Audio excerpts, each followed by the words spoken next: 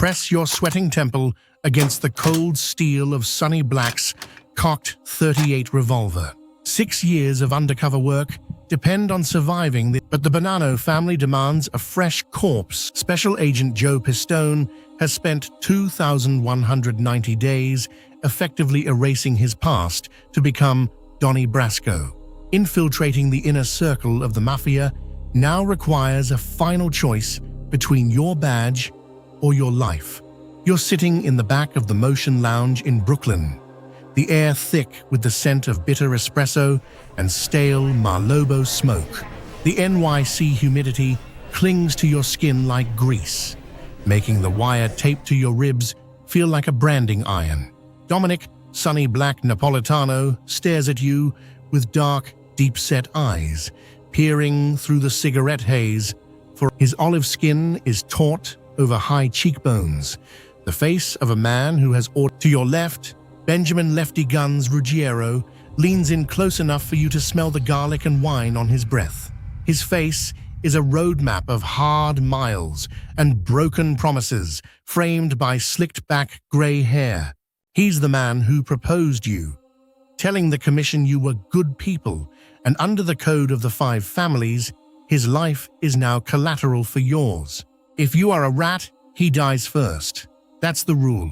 You look down at the heavy gold pinky ring Lefty gave you, a symbol of a brotherhood that demands your soul in exchange for the status of being a made man. You're Donnie Brasco, the expert jewel thief who can spot a Fugazi diamond from across the room. But right now, you're the one who's fake. You feel the weight of the recorder against your ribs, a ticking time bomb in a room full of short fuses. Anthony Mirra sits in the corner, his eyes sharp with jealousy, watching the way Sonny Black trusts you more than the men who were born into this life.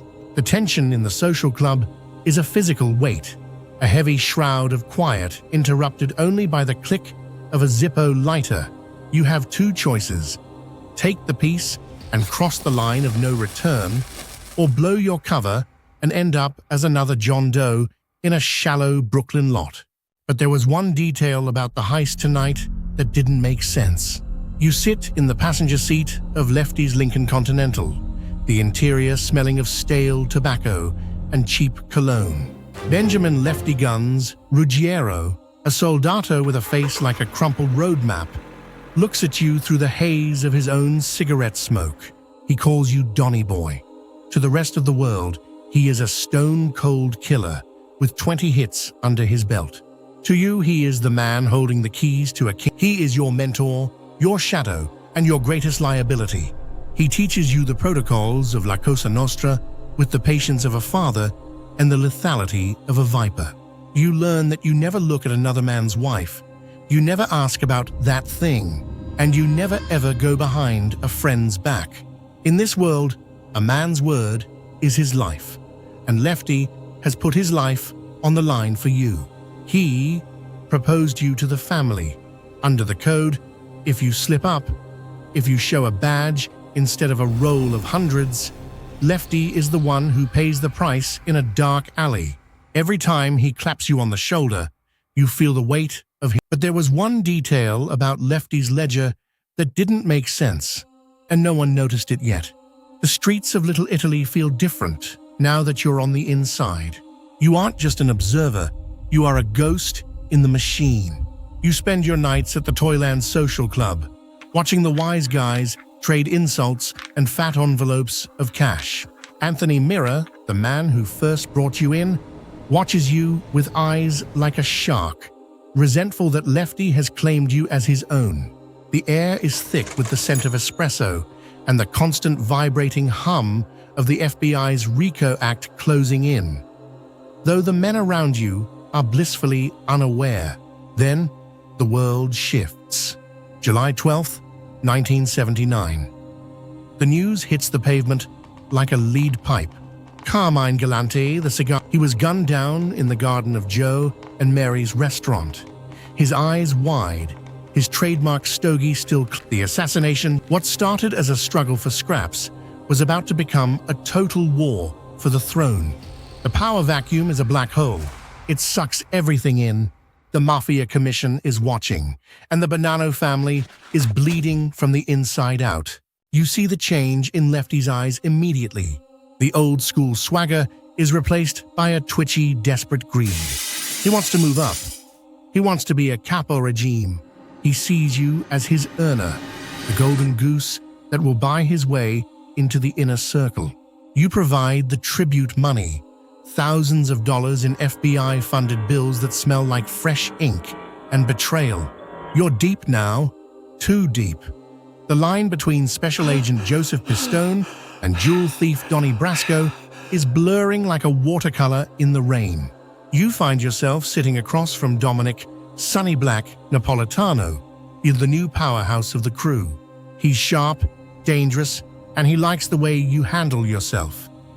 You are navigating the complex web of the 5 families, sitting in back rooms but the most devastating revelation about the hierarchy is a ladder made of razor blades. One wrong step and you lose a finger. One wrong word and you lose your head. You are watching the restructuring of the American Mafia from the front row. Every recorded hour on the hidden wire, strapped to your chest, is another nail in a coffin. But the deeper you go, the harder it is to tell if that coffin is theirs or yours. You watch the capos whisper in corners, their faces shadowed by the brims of their hats, knowing that the civil war within the family is brewing, fueled by the... You are no longer just a spectator in a New York crime story.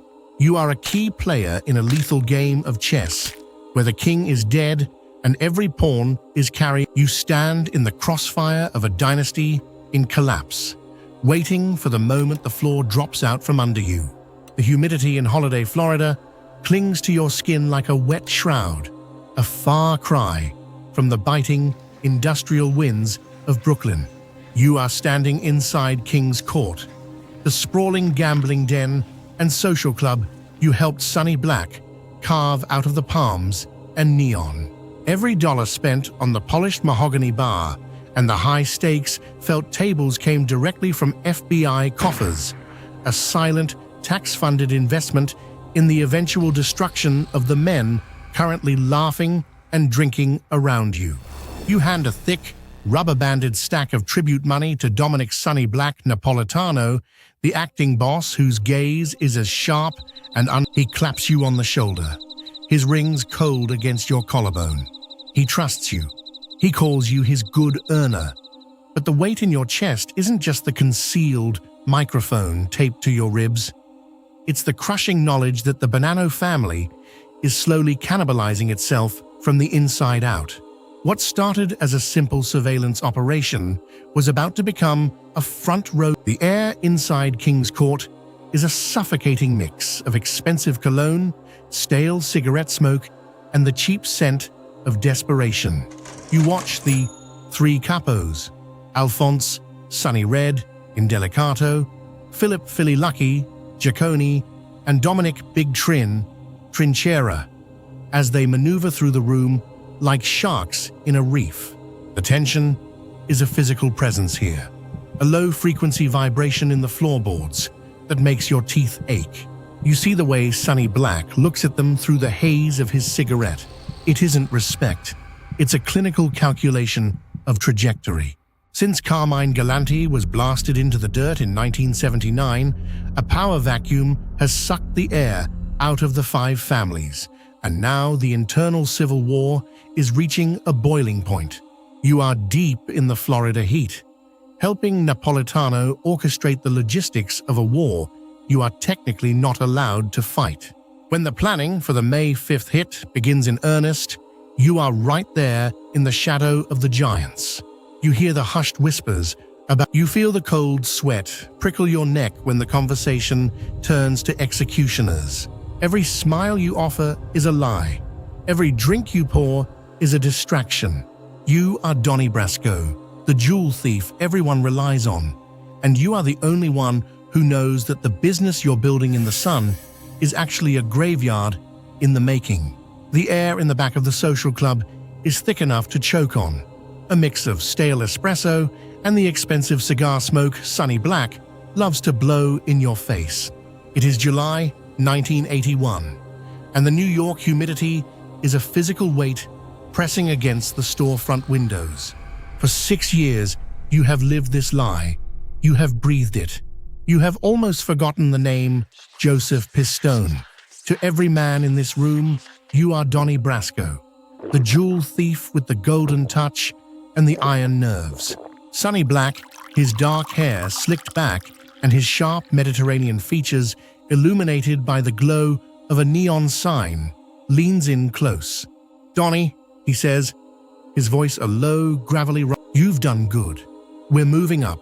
You're going to be made." Your heart hammers against your ribs like a trapped bird, but your face remains a mask of cool, stoic indifference. This is the moment every undercover agent dreams of, the ultimate validation, and simultaneously, the moment the FBI fears most. Because to become a made man in the Bonanno family, you don't just take an oath. You have to wash your hands. To be inducted, you have to kill.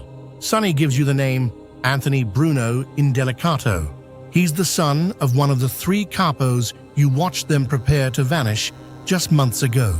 You feel the cold weight of the .38 snub nose in your waistband, a tool you've carried for years but never intended to use. Benjamin Lefty Ruggiero is standing by the bar, his weathered, olive-toned face crinkling into a rare, genuine smile.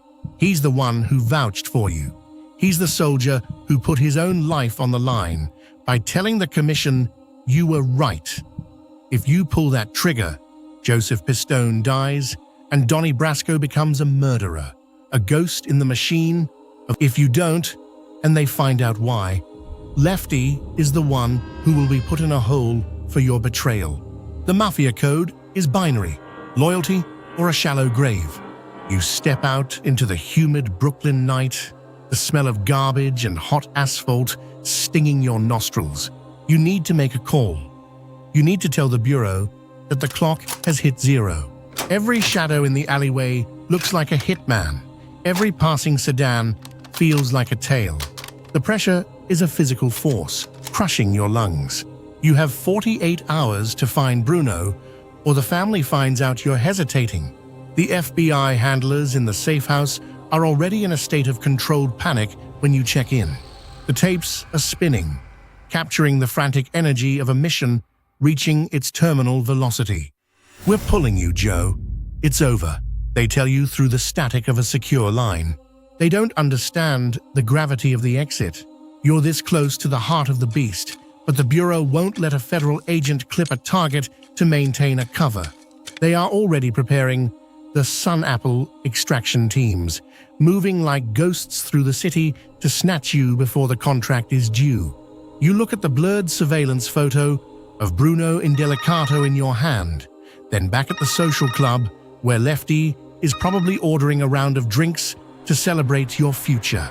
But the most devastating revelation was still to come, a price of loyalty that no amount of federal protection. You realize that by saving your own life, you are effectively signing a death warrant for the only friends you've had for the last half-decade, leaving them to face the severed hand justice of the family. You sit in a cramped, sterile safe house, the hum of a cheap air conditioner failing to mask the deafening. Your hands, still calloused from years of earning on the streets of Brooklyn and Florida, shake as you grip. It is August 1981. You aren't Donnie Brasco anymore. You are a ghost, a file number, a witness. While you stare at the peeling wallpaper, 2 FBI agents walk into the Motion Lounge. They show Dominick, Sonny Black Napolitano, and Benjamin Lefty Guns Ruggiero a photograph of you. You aren't wearing a jewel thief's pride. You are wearing an FBI raid vest. You are smiling beside your real partners. The betrayal is a physical blow they cannot return. You know the Mafia code better than your own name. Lefty, the man who called you son and taught you how to move through the shadows, is a dead man. Sonny Black, the acting boss, who trusted you with the keys to the he accepts. A year passes before they find him in a Staten Island lot. His hands are gone, severed at the wrists. It is the mob's final, brutal message. This is what happened. Anthony Mirra is the next to fall, executed in a hail of lead for the crime of introducing you to the family. You watch the grainy news reports like a stranger, seeing the faces of the men you broke bread with appearing in handcuffs or body bags. The evidence you gathered, thousands of hours of tape, becomes the hammer that shatters the five families during the commission trial. The Bonannos are humiliated, kicked off the commission for decades because they let a wolf into the fold.